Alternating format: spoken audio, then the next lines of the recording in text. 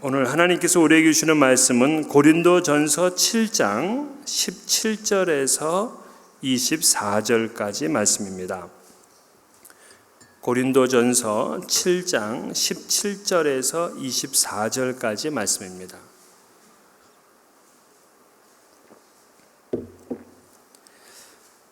찾으셨으면 한 절씩 교독을 하도록 하겠습니다. 제가 17절 읽고 다 같이 18절을 읽습니다. 오직 주께서 각 사람에게 나눠주신 대로 하나님이 각 사람을 부르신 그대로 행하라. 내가 모든 교회에서 이와 같이 명하노라.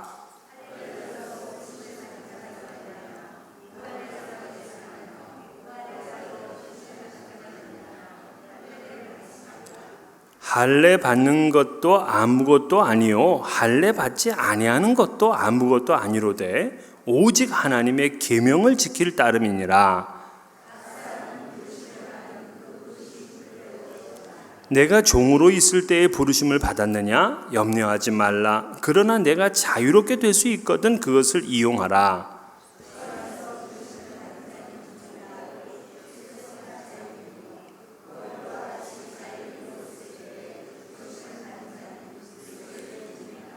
너희는 값으로 사신 것이니 사람들의 종이 되지 말라.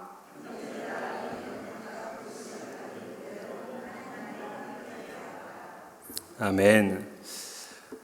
우리 오늘 본문에 앞서서 우리 지난 시간에는 12절부터 16절까지 말씀을 통해서 불신자와 결혼 생활을 하는 그 성도들에게 교훈을 주는 이야기를 우리가 나누었습니다. 그러니까 불신자와 결혼을 했다. 그러면 신앙이 다르기 때문에 여러모로 불편합니다. 내 신앙을 저 사람이 이해할 수가 없습니다. 때로는 내 믿음 생활을 방해하기도 합니다. 하지만 그렇다고 하더라도 결혼 관계를 깨트려서는 안 된다는 거죠. 비록 어려운 가운데서도 그리스도를 위해 살 수 있도록 그렇게 해야 된다 하는 교훈이었습니다. 요즘 생각해보면 이건 너무나도 당연한 말이잖아요. 뭐 믿지 않는다고 다 이혼하면은 뭐 웬만한 사람 다 이혼해야 된단 말이에요. 그런데 그 당시 고린도 교회 일부 교사들은 당장 불신자와 사는 사람들은 이혼하고 싱글로 당당하게 믿음 생활을 해라. 이렇게 가르쳤습니다. 이런 가르침으로 인해서 그 고린도 교회 성도들은 상당히 이 혼란스러움을 느꼈습니다. 그래서 바울 사도는 그러지 말아라. 그들을 끝까지 인내하고 그들도 구원받을 수 있도록 하라 하는 그런 교훈을 준 겁니다. 그런데 이 주제를 오늘 본문에서는 좀 더 확대해서 교훈을 하는 거예요. 그러니까 그 내용의 핵심은 뭐냐면 그리스도인이 되었다고 그의 모든 것을 360도 바꾸면 제자리인가요?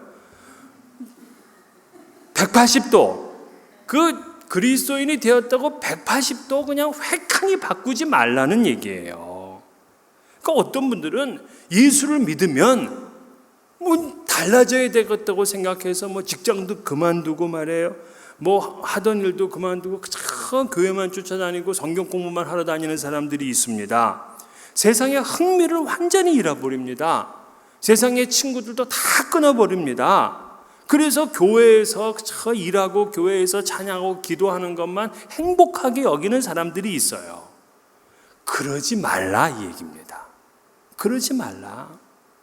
그래서 바울 사도는 오늘 17절에서 뭐라 하느냐면 오직 주께서 각 사람에게 나눠주신 대로 하나님이 각 사람을 부르신 그대로 행하라 그랬어요.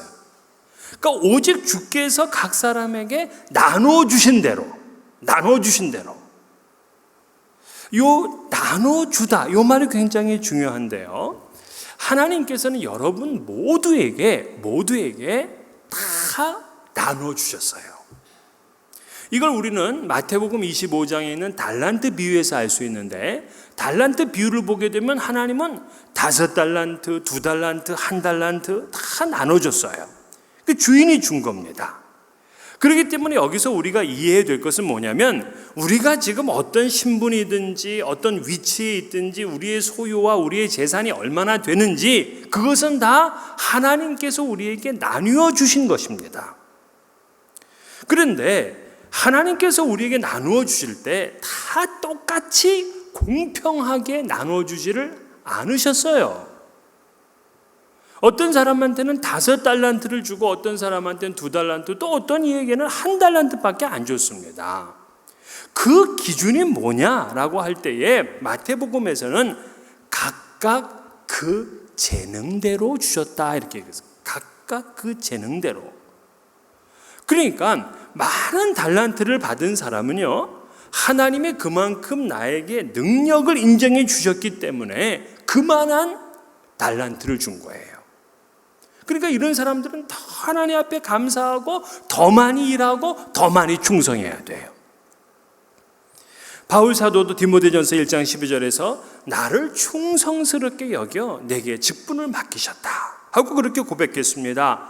그러므로 내게 하나님이 달란트를 주셨다, 내게 하나님의 은사를 주셨다, 이건 나를 그만큼 인정한다 하는 그런 하나님의 표시인 거예요. 그런데 이제 문제는 1달란트 받은 사람은 기분 나쁜 겁니다. 아니, 왜 하나님이 차별하냐? 세상에서도 차별당하는 게 기분 나쁜데 왜 내가 하나님에게까지 차별을 당해야 되느냐라고 불평하는 분들이 있어요. 그러나 그건 불평할 게 아니라 감사해야 될 일이에요. 그것이 하나님의 은혜라니까요. 여러분 보세요. 선생님이 아이들한테 과제를 내줄 때 다 아이들에게 수준에 맞게 그 아이들에게 과제를 내줍니다. 그렇잖아요. 초등학교 1학년 아이들 과제 내주는 거하고 고등학교 3학년 아이들 과제 내주는 거하고 달라요. 지금 막 2는 4, 2, 3은 6 이거 배우고 있는 애들한테 함수 풀어오느라 이게 되냐 말이에요. 안 되죠. 그러니까 지금 하나님이 나에게 주신 이것은 나에게는 가장 적절한 거예요. 나에게는 가장 좋은 거예요. 지금 내 상황에서는 가장 좋은 거예요. 이거를 받아들이고 이거를 믿는 게 너무나 중요해요. 많은 사람들은 이렇게 생각합니다. 내가 왜 이런 부모에게서 태어나서 이렇게 인생을 못 펴고 사나? 나는 또 왜 여자로 태어나가지고 왜 이렇게 서러움을 당하며 살까? 난 왜 이렇게 하는 일마다 재수가 없을까? 나는 왜 이렇게 노래를 못할까? 나는 왜 이렇게 말을 못할까? 사실 우리는 다 없는 것들 때문에 자꾸 불평하는 것이 일상화되어 있습니다. 하지만 지금 나의 모습은요, 하나님이 주신 거예요. 그렇기 때문에 나에게는 이게 최적이고 최선인 겁니다. 하나님이 주신 것이니까 최선이죠. 물론 이제 다른 사람과 비교해 보면은 속상한 거는 그건 사실이에요. 그러니까 이 1달란트 받은 사람이 자기가 받은 그 달란트를 땅에 묻어 두었습니다. 그리고 아무 일도 하지 않았습니다. 그 이유가 무엇 때문이냐? 기분이 나쁜 거예요. 기분이. 그러므로 주인이 돌아와서 이 사람을 책망합니다. 근데 책망할 때 이 사람이 뭐라 그래요? 주인님, 제가 잘못했습니다. 나를 용서해 주세요. 다시는 안 그러겠습니다. 이런 말 하지 않아요. 오히려 주인을 비난합니다. 이렇게 얘기를 해요. 당신은 굳은 사람이라 심지 않은 데서 거두고 해치지 않은 데서 모으는 줄을 내가 알았다. 그래서 내가 지금 이 달란트를 지금 여기다가 땅에 묻어둔 거다. 내 문제가 아니라 당신의 문제다. 지금 이렇게 얘기를 하는 겁니다. 여기서 이 굳은이라 하는 이 말은 헬라어로는 스클레로스라는 말인데요. 이 말은 거친, 강팍한 이런 뜻입니다. 그러니까 지금 이 말이냐, 당신은 아주 박정하고 포악한 그런 사람이다. 이렇게 지금 얘기를 해요. 더군다나 심지 않은 데서 거두는 사람이다. 그렇게 말했어요. 심지 않은 데서 거둔다 이 말은 뭐냐면 아주 인색하고 파렴치한 사람이다. 또 해치지 않은 데서 모은다. 그 말은 뭐냐면 노력도 하지 않고 사는 그런 사기꾼 같은 사람이다, 이런 얘기예요. 그러니까 이 불성실한 이 종은 주인을 비하시키고 인격을 비난함으로 자신의 불성실함을 타당한 것으로 만들어버린 거예요. 많은 사람들이 그렇게 살아요. 자기의 삶의 열매를 거두지 못하는 이유를 주인이 문제라는 겁니다. 하나님의 문제라는 거죠. 자기의 문제가 아니에요. 그건 환경의 문제였어요. 남의 문제였어요. 하나님의 문제였어요. 그렇게 해서 자신의 무능과 불성실을 감추려 하는 것이죠. 이 사람은 자기에게 주어진 그 한 달란트가 얼마나 중요한지를 몰랐어요. 여러분, 5달란트, 2달란트 있는 사람만 소명이 있는 게 아닙니다. 오늘 보면 17절에 계속 그걸 얘기하잖아요. 오직 주께서 각 사람에게 나눠주신 대로, 그리고 하나님이 각 사람을 부르신 그대로 행하라, 이 얘기예요. 자, 여기서 부르신 그대로, 이 부르다는 것은 콜링이잖아요. 콜링을 소명이라 그런다고요. 그러니까 하나님이 각 사람을 부르신 대로 행하라, 이 말은 뭐냐면 네 소명 따라 살아라, 이 얘기예요. 그러면 하나님이 각 사람에게 나눠주셨다를 은사라 그러거든요. 은사. 그리고 너를 부르신 대로 행하라, 요거는 소명이라 그런다고요. 그러니까 우리는 어떤 삶을 살아야 되느냐? 하나님이 주시는 은사를 가지고, 하나님이 주시는 소명을 가지고 살아야 된다, 이 얘기예요.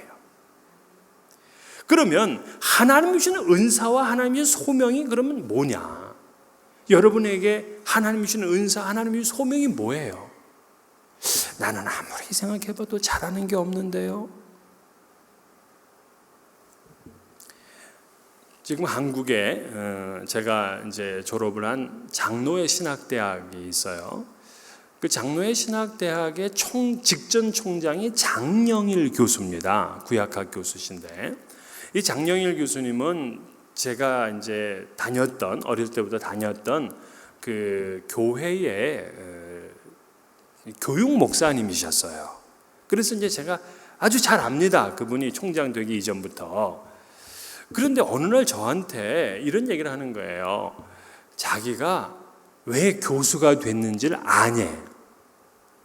그걸 자기가 알지 제가 어떻게 알겠어요. 그래서 제가 잘 모른다 그랬어요. 그랬더니 하는 얘기가 뭐냐면, 자기가 어릴 때부터 열심히 교회를 나가서 목사가 되고 싶었어요. 목사가. 그래서 자기는 신학교를 가서 목사가 돼야 되겠다고 생각하고 있는데, 집안에서 뭐라 그러냐면, 너는 언변이 너무나 못해. 아주 약해요. 말을 잘 못해요. 그러니까 너가 목사가 돼서 목회를 하면 교회를 말아먹기 딱 좋겠다.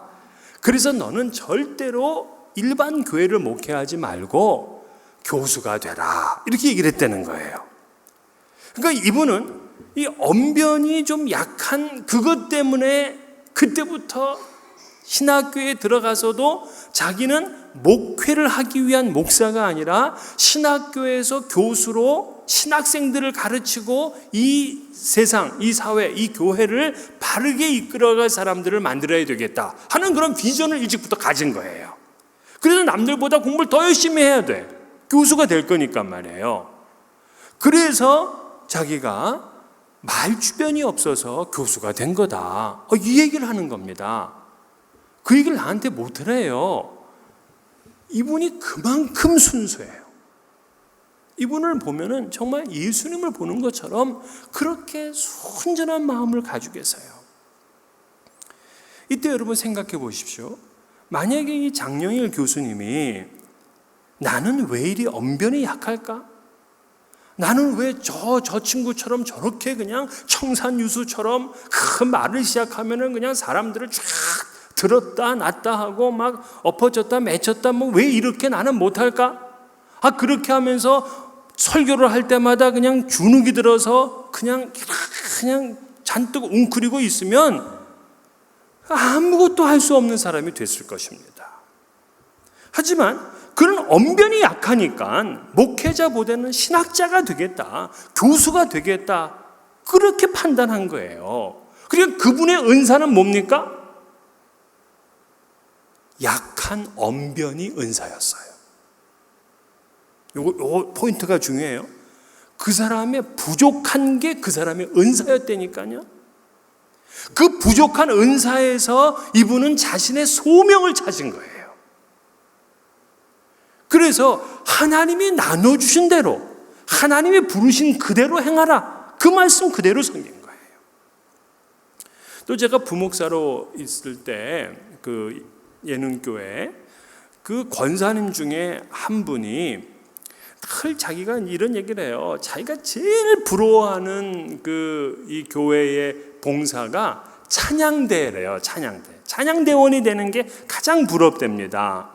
왜 그러느냐 하면 이분이 목에 병이 있어요. 그래서 여자분이신데 목 수술을 여러 번 했습니다. 그러니까 항상 허스키 하고요. 그리고 소리가 작아요. 이러면서 얘기를 해요. 얼굴은 참 예쁘신 분인데 말을 하면 완전히 그냥 깨요. 그런 분입니다. 그런데 이분은 뭐냐면 나는 어떻게 찬양을 할 수 있을까? 이런 생각, 나는 어떻게 찬양할 수 있을까? 그러니까 자기가 찬양하려면 이 손으로 할 수밖에 없는 겁니다. 그래서 이 수화를 가르치는 그 학교에 가가지고 이분이 수화를 배웠어요. 그래서 이제 그 장애인 기관에 가가지고 수화로 그 장애인들을 돕는 일을 하는 겁니다. 돕다 보니까 거기에는 이 청각 장애만 있는 게 아니라 시각 장애인도 있었어요. 근데 시각 장애인들을 가만히 이렇게 보니까 이 시각 장애인들의 또 이 고충 가운데 하나가 뭐냐면 이 시각 장애인들은 신간서적을 읽지를 못해요. 신간서적. 그러니까 성경이나 성경이 이런 거는 다 점자로 돼 있어요. 그래서 점자책을 보면서 다 이렇게 읽는다고요. 성경을 다 읽어요. 그런데 신간서적은 점자책으로 나오질 않는다고요. 그러니까 읽을래도 읽을 수가 없어요. 그래서 이분이 아이디어를 낸 게 뭐냐면 그냥 이렇게 나오는 책이 있잖아요. 일반 신간서적을 책을 갖다가 이걸 타이프를 다 쳐가지고 그 학교에 갖다 주면, 디스켓으로 갖다 주면 이 학교에서는 출력을 점자 인쇄로 출력을 하는 거예요. 그러면 시각장애인들이 전부 다 새로운 이 책을 읽을 수 있는 겁니다. 그래서 이분이 속해 있던 그 여전도회는 한 달에 한 번씩 모인단 말이에요. 모이니까 이분이 책을 이렇게 가져와요.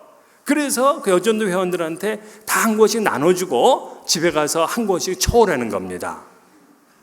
그러니까 이 여전도회는 전부 다 시각장애인을 돕는 여전도회가 됐어요.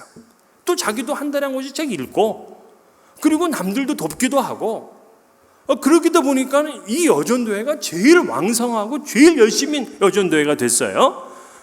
그러고 나니까 우리 한번 그럼 시각장애인들 한번 초청하고 청각장애인도 초청해서 한번 찬양도 한번 듣고 간증도 한번 들어보자.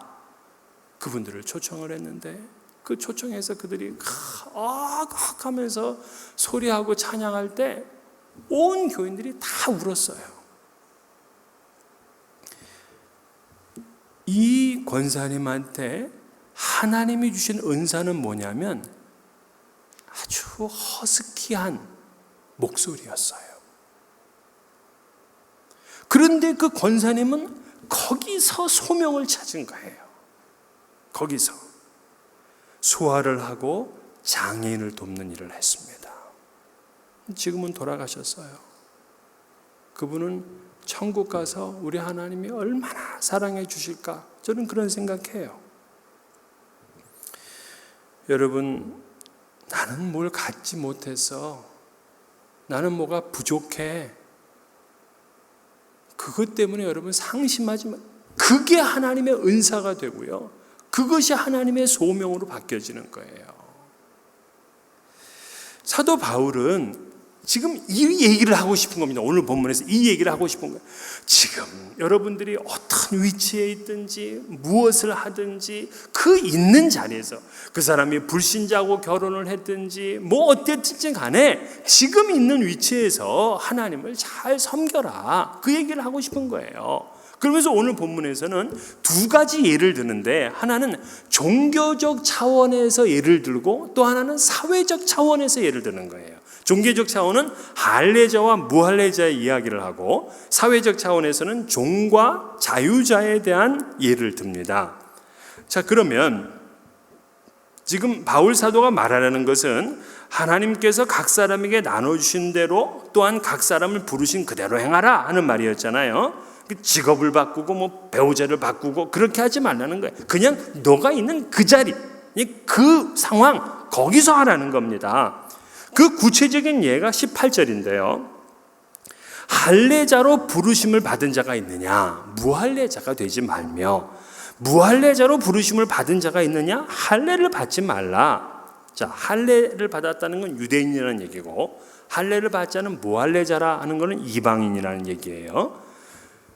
과거에는 할례는 반드시 행해야 되는 그런 하나님의 명령이었습니다.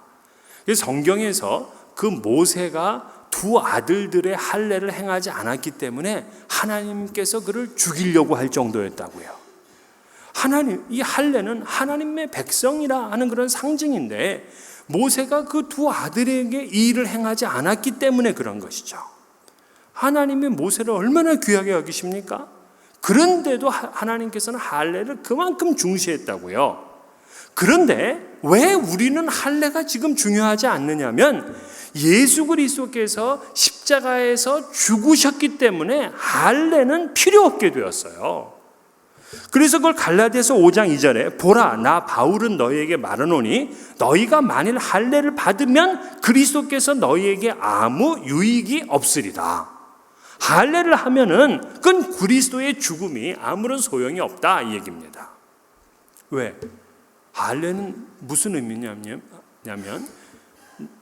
내가 율법을 열심히 지켜서 의롭게 되겠다 하는 그런 사인이 할례인 거예요. 그런데 그리스도께서 십자가에서 대신 죽으심 이후로는 그런 할례가 뭐가 필요 있겠습니까? 내가 율법을 지켜서 의에 이르는 게 아닌데요. 그러니까 무할례자가 할례자가 될 필요가 없는 겁니다. 또 반대로 할례자가 무할례자가 될 필요도 없다는 거예요. 당시 헬라 사람들은요, 할례를 하는 행위를 대단히 아주 비하했습니다. 그래서 어떤 사람들은 할례 표시를 제거하려 들기도 했습니다. 하지만 바울 사도는 그럴 필요도 없다는 거예요. 할례자든 무할례자든 그저 자기 위치에서 하나님의 계명, 하나님의 말씀을 잘 지키면 된다. 그것뿐이라는 겁니다. 그러면서 20절에 또 한 번 강조하잖아요. 각 사람은 부르심을 받은 그 부르심 그대로 지내라. 그렇게 얘기를 했어요. 그렇습니다.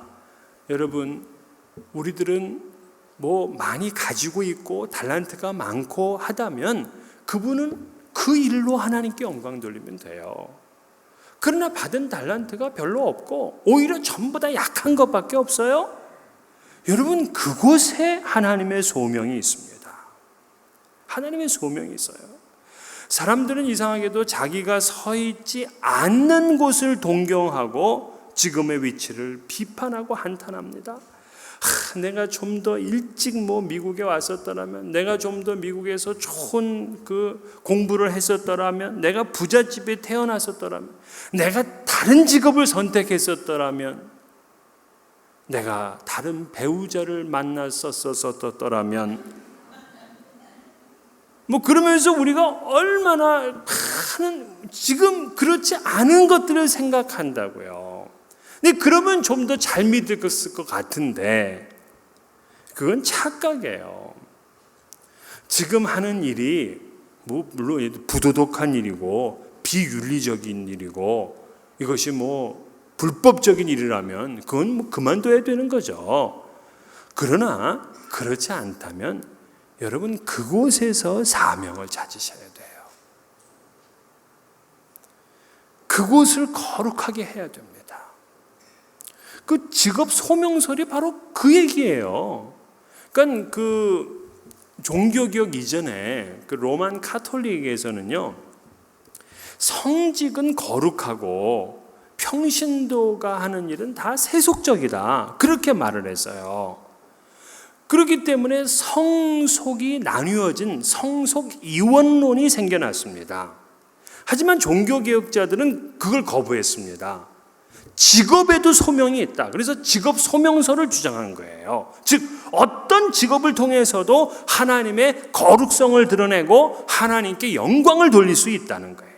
구두를 닦으면서, 주부가 살림을 하면서, 이 청소부가 청소를 하면서도 어떤 일을 하든지 그곳에 하나님의 소명을 찾을 수 있다. 그가 어디에서 불려지든지 하나님의 뜻대로 행하라 하는 그러한 교훈인 거죠.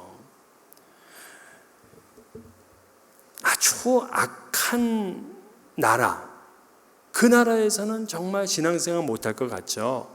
그렇지 않아요. 성경에 보게 되면 성경에서 가장 악한 왕 중에 하나가 아합 왕이거든요. 근데 그 아합 왕의 그 국내 대신 중에 오바댜라는 사람이 있어요. 오바댜가 누구냐? 또 그러시는 분이 있어요. 성경에도 오바댜가 있어요. 그런데 물론 뭐 이 사람은 국내 대신 오바댜인데, 근데 이 오바댜는 100명의 선지 생도의 생활을 돌봐주었습니다. 그러니까 자기는 아합 왕 밑에서 녹을 먹고 있으면서도 그 100명의 선지 생도들을 숨겨놓고 그들에게 먹을 것을 주고 그들이 하나님의 일을 하게 했다니까요. 또 바벨론의 다니엘 보세요. 다니엘은 이방 나라의 총리였습니다. 그런데도 그곳에서 얼마나 하나님을 잘 믿어요. 온 나라가 바알 종교로 뒤덮이고 온 백성들이 포로로 끌려갔는데도 그 속에서 하나님의 소명을 찾는 거예요. 여러분, 교회가 그냥 난장판을 치면서 싸우잖아요. 그런 교회에서는 은혜를 받을 수 있을까요? 없을까요?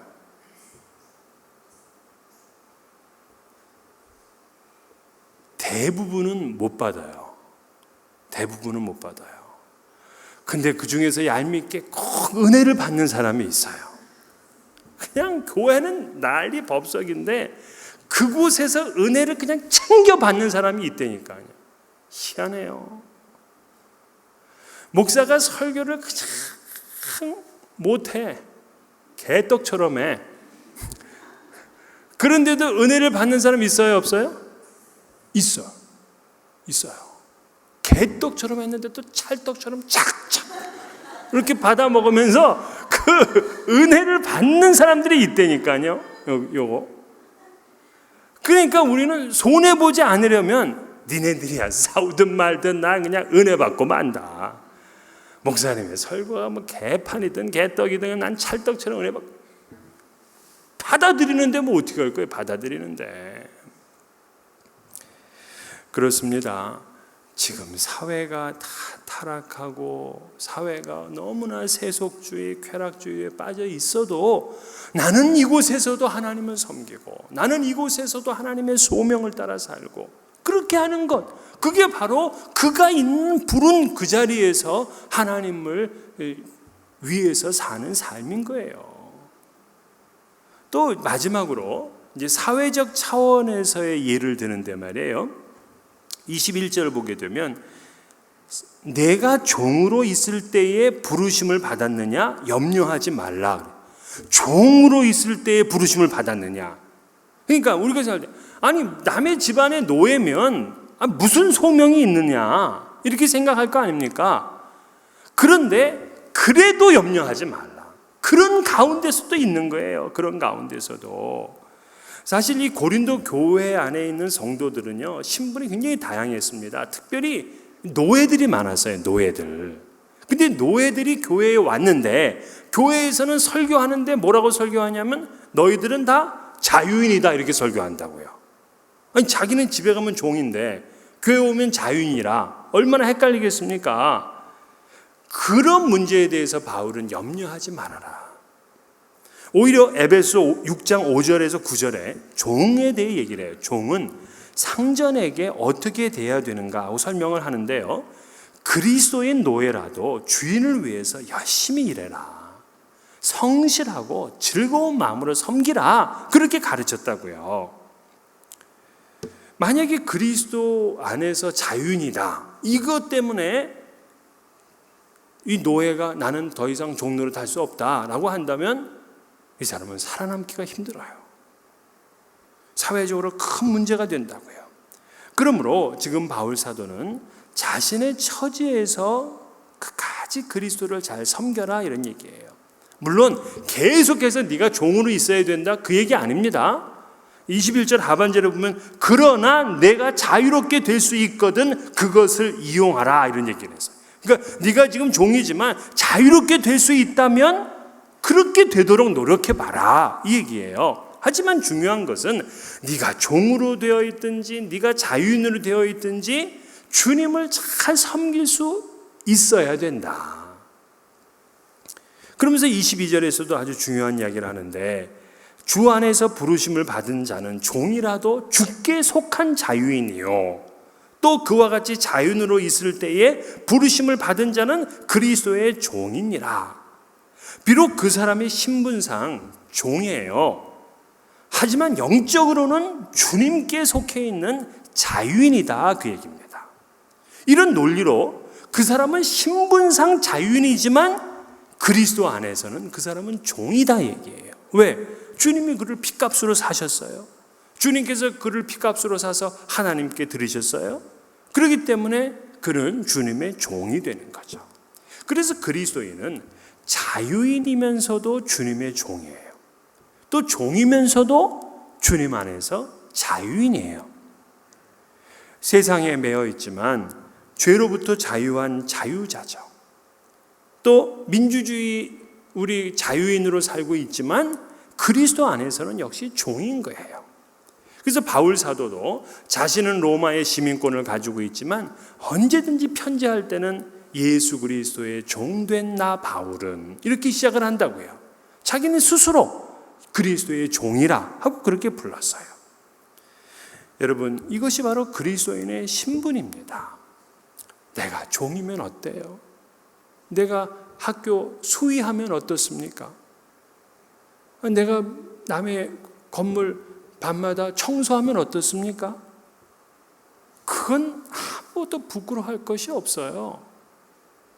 아주 내놓으라 하는 그런 회사의 CEO인데 하나님의 일을 하지 않고 저 자기 배만 부르면서는 그게 부끄러운 거지. 밤마다 청소하면서도 하나님을 찬양하고 하나님의 일들을 이루어 나가겠다 하는 그 사람은 그건 영광스러운 거예요. 그러므로 우리는 지금의 위치에서도 하나님을 어떻게 하면 섬길 수 있을까? 복음을 듣지 못한 사람들에게 어떻게 하면 복음을 알릴 수 있을까? 하는 그러한 마음에 집중해야 돼요. 그래서 부르신 그곳에서 하나님을 예배하고 하나님께 칭찬받는 그런 여러분 되시기를 주의 이름으로 축원합니다.